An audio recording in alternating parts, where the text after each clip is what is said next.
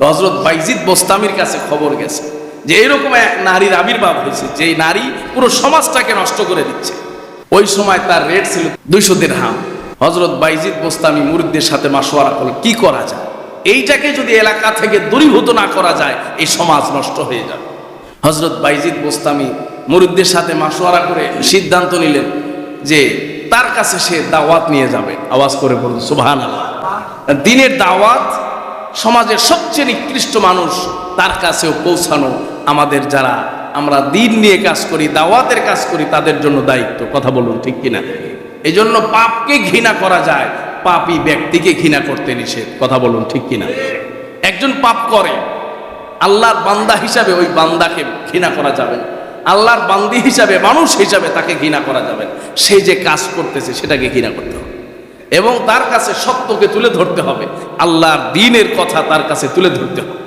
হযরতে বাইজিদ বোস্তামি রাহমাতুল্লাহি আলাইহি পরামর্শ করে সিদ্ধান্ত নিলেন যে অমুক রাত্রিতে সন্ধ্যাবেলা আমি তার কাছে চলে যাব, 200 টাকা দিয়াম তার কাছে টিকিট করে তার সঙ্গে এই সারা রাত্রের কন্টাক্ট করব। হযরতে বাইজিদ বোস্তামি যখন মাশওয়ারা করে সিদ্ধান্ত নিয়ে চলে গেলেন, একদম ঠিক প্রথম গেটে দরওয়াজার সামনে বাইজিদ বোস্তামি একটা বড় জুব্বা পাগড়ি পরে লাঠি নিয়ে বসে আছে।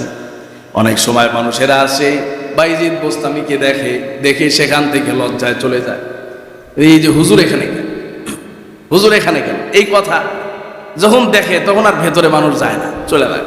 এইভাবে অনেক কয়েকজন চলে গেছে। হযরত বাইজিদ বোস্তামির উদ্দেশ্য হলো যে যারা আসে তারা আমাকে খারাপ মনে করলেও যেন আমাকে দেখে আর গুনাহ থেকে বিরত থাকতে পারে। আল্লাহু আকবার। হযরতে বাইজিদ বোস্তামির নাম আপনারা শুনেছেন, বিখ্যাত বুজুর্গ ছিলেন। হযরতে বাইজিদ বোস্তামি রহমাতুল্লাহি আলাইহি বোস্তাম শহরে তার বসবাস ছিল। হযরত বাইজিদ বোস্তামি রহমাতুল্লাহি আলাইহি যে এলাকায় থাকতেন ওই এলাকায় এক সুন্দরী নারীর আবির্ভাব হলো। সে মানুষকে আকৃষ্ট করতে শুরু করেছে এবং অনবরত মানুষকে জিনায় লিপ্ত করতেছে, মানুষকে জিনার প্রতি উদ্বুদ্ধ করতেছে। মানুষ তার কাছে দিনার দিরহাম টাকা পয়সা দিয়া রাত্রিবেলায় জিনা করার জন্য যায়, এমন এক খারাপ জেনাকারী নারীর আবির্ভাব হয়েছে। হযরত বাইজিদ বোস্তামি রহমাতুল্লাহি আলাইহির কাছে খবর গেল যে এলাকায় এমন এক মহিলার আবির্ভাব হয়েছে, যেই মহিলার রূপে সৌন্দর্যে মানুষ মুগ্ধ হয়ে টাকা পয়সা নিয়ে জমি জমা বিক্রি করে তার কাছে চলে যাচ্ছে। মানুষজন, যুব সমাজ জিনায় লিপ্ত হয়ে যায়। সমাজের মধ্যে এক ধরনের বড় ক্যান্সার তৈরি হয়ে গেছে।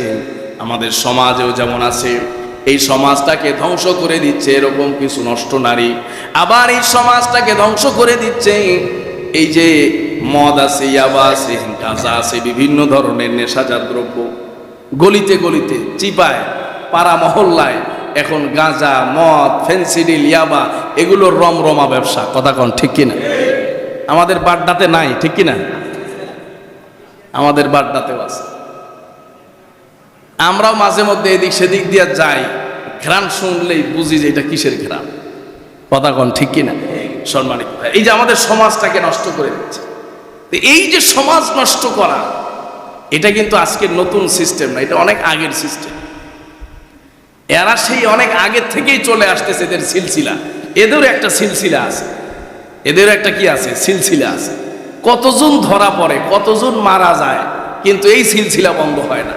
কারণ এদেরও কি আছে, শাগরিদ আছে, মুরিদ আছে, একজন গেলে আরেকজন কাজ চালায় নেয়। কথা কন ঠিক কিনা? সম্মানিত ভাইরা, সমাজ ধ্বংস করে দিচ্ছে, সমাজের যুব সমাজকে ধ্বংস করে দিচ্ছে। তো হযরত বাইজিদ বোস্তামির কাছে খবর গেছে যে এরকম এক নারীর আবির্ভাব হয়েছে, যেই নারী পুরো সমাজটাকে নষ্ট করে দিচ্ছে। ওই সময় তার রেট ছিল 200 টাকা, 200 দিরহাম। হযরত বাইজিদ বোস্তামি মুরিদদের সাথে মাশওয়ারা করলেন কি করা যায়, এইটাকে যদি এলাকা থেকে দূরীভূত না করা যায় এই সমাজ নষ্ট হয়ে যাবে। হযরত বাইজিদ বোস্তামি মুরিদদের সাথে মাশওয়ারা করে সিদ্ধান্ত নিলেন যে তার কাছে সে দাওয়াত নিয়ে যাবে। আওয়াজ করে বলুন সুবহানাল্লাহ। দ্বীনের দাওয়াত সমাজের সবচেয়ে নিকৃষ্ট মানুষ তার কাছেও পৌঁছানো আমাদের যারা আমরা দ্বীন নিয়ে কাজ করি, দাওয়াতের কাজ করি, তাদের জন্য দায়িত্ব। কথা বলুন ঠিক কিনা? এই জন্য পাপকে ঘৃণা করা যায়, পাপী ব্যক্তিকে ঘৃণা করতে নিষেধ। কথা বলুন ঠিক কিনা? একজন পাপ করে, আল্লাহর বান্দা হিসাবে ওই বান্দাকে ঘৃণা করা যাবে না, আল্লাহর বান্দি হিসাবে, মানুষ হিসাবে তাকে ঘৃণা করা যাবে না।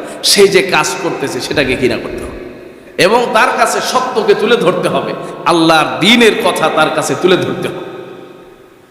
হযরত বাইজিদ বোস্তামী রহমাতুল্লাহি আলাইহি পরামর্শ করে সিদ্ধান্ত নিলেন, যমুক রাত্রিতে সন্ধ্যাবেলা আমি তার কাছে চলে যাব, 200 টাকা দিয়া তার কাছে টিকিট করে তার সঙ্গে এই সারা রাত্রের কন্টাক্ট করব। হযরত বাইজিদ বোস্তামী যখন মাশওয়ারা করে সিদ্ধান্ত নিয়ে চলে গেলেন, একদম ঠিক প্রথম গেটে দরওয়াজার সামনে বাইজিদ বোস্তামী একটা বড় জুব্বা পাগড়ি পরে লাঠি নিয়ে বসে আছে। অনেক সময় মানুষেরা আসে বাইজিদ বোস্তামীকে দেখে সেখান থেকে লজ্জায় চলে যায়, এই যে হুজুর এখানে কেন, হুজুর এখানে কেন, এই কথা যখন দেখে তখন আর ভেতরে মানুষ যায় না, চলে যায়। এইভাবে অনেক কয়েকজন চলে গেছে। হযরত বাইজিদ বোস্তামীর উদ্দেশ্য হলো যে যারা আসে তারা আমাকে খারাপ মনে করলেও যেন আমাকে দেখে আর গুনাহ থেকে বিরত থাকতে পারে। আল্লাহু আকবার। হযরত বাইজিদ বোস্তামী নিজের মান ইজ্জতের সম্মানের কথা খেয়াল করেন, মানুষ কি বলবে এটা খেয়াল করেন না। মানুষ কি গুনাহ থেকে ফিরানো দরকার, মানুষকে আল্লাহর নাফরমানি থেকে ফিরিয়ে আনা দরকার। হযরত বাইজিদ বোস্তামী বসে আছে, রাত গভীর হয়ে গেছে, এখন দেখে এখন আর কেউ আসে না। এখন গিয়া সেই মহিলাকে বলছে যে আমি তো আপনাকে আজকের ভিজিট দিয়ে দিছি, টাকা দিয়ে দিছি, এখন তো আজকে আমি যা বলবো এটাই আপনার করণ। বলছে হ্যাঁ। বলছে যান অজু করে আসে। আল্লাহর বান্দি অজু করে আসছে। বলছে এই যে জায়নামাজ নিয়ে আসছি বগলের নিচে করে, এইটা বিছা, আমি যা বলবো তাই শুনুন। আমি বললাম যে আপনি জায়নামাজে দাঁড়ায়া 2 রাকাত নামাজ আদায় করেন, আওয়াজ করে পড়েন সুবহানাল্লাহ। আল্লাহর বান্দি যখন নামাজে দাঁড়াইছে, নামাজে দাঁড়ানোর পরে এখন দাঁড়াইছেন কার সামনে? আল্লাহর সামনে। কথা বলুন ঠিক কিনা? অনুভূতি জাগ্রত হয়ে গেছে, এতদিন কি করলাম, কি করছি আমি, আর আজকে আমি কোথায় দাঁড়াইছি। যখনই তার ভেতরে এই অনুশোচনা তৈরি হয়ে গেল যে আমি এখন জায়নামাজে দাঁড়ায় কার সামনে দাঁড়াইছি, ভেতর অনুশোচনা আসছে, আমি তো আমার সেই মহান রবের সামনে দাঁড়াইছি। হযরত বাইজিদ বোস্তামী অপেক্ষা করছেন, 2 রাকাত নামাজ পড়ার জন্য তাকে সময় দিয়েছেন। 2 রাকাত নামাজের জন্য যখনই আল্লাহর বান্দি জায়নামাজে দাঁড়িয়েছেন, 10 মিনিট 5 মিনিট অতিবাহিত হয়ে যায়, 20 মিনিট হয়ে যায়, 1 ঘন্টা হয়ে যায়, 2 ঘন্টা হয়ে যায়, কিন্তু আল্লাহর বান্দি দাঁড়ানো থেকে একবার রুকুতেও যায় না, সিজদাতেও যায় না। কারণ দাঁড়িয়ে এমন এক চিন্তার সাগরে ডুবে গেছে, এমন এক রবের সামনে দাঁড়িয়েছে, যেই রবের সামনে দাঁড়ানোকে ভয় পাইলে বান্দা দুনিয়ার কোনো গুনাহ করতে পারে না, ঠিক কিনা? রুকুতেও যায় না, সিজদাতেও যায় না, মরা কাঠের মতো দাঁড়ায় আছে। হযরত বাইজিদ বোস্তামী দীর্ঘ সময় পরে, রাত শেষ হয়ে যাবে, আওয়াজ করছে যে কি ব্যাপার, আপনার কি হইল? আপনি নামাজ পড়তে বলছি 2 রাকাত, রুকুতেও যান না, সিজদায়ও যান না, এই যে দাঁড়ায় আছে। আল্লাহর বান্দি জায়নামাজ থেকে পড়ে গেছে, সেন্সলেস হয়ে গেছে, তার জ্ঞান হারিয়ে গিয়েছে। হযরত বাইজিদ বোস্তামী বাইরে বের হয়েছে, মানুষজন ডাকছে। এরপরে আল্লাহর বান্দি জ্ঞান ফেরার পরে কান্নাকাটি শুরু করছে যে আমি কি করেছি এতদিন, আর আমি কোন রবের সামনে দাঁড়িয়েছিলাম, কি হিসাব দেব আমি আমার রবের সামনে। তাওবা করেছেন, আল্লাহর কাছে ইস্তেগফার করেছেন এবং দ্বীনের পথে, আল্লাহর পথে আবার ফিরে এসেছেন। আওয়াজ করে বলুন সুবহানাল্লাহ। সম্মানিত ভাইয়েরা, এবং লেখা হয়েছে কিতাবে যে এই বান্দিও ওই সময়ের একজন বড় আল্লাহর ওলি এবং আবেদা হয়ে গিয়েছিলেন। সুবহানাল্লাহ। সম্মানিত ভাইয়েরা, এই জন্য আল্লাহর ভয়, তাকওয়া, এই তাকওয়ার চাইতে বড় কোনো শক্তি, বড় কোনো পাওয়ারফুল বিষয় ইমানদারের জন্য হতে পারে না, বড় কোনো হাতিয়ার হতে পারে না। ইমানদারের সবচেয়ে বড় হাতিয়ার হলো এই তাকওয়া, যেই তাকওয়া দিয়ে শয়তানের সাথে ইমানদার যুদ্ধ করবে, শয়তান পরাস্ত হয়ে যাবে।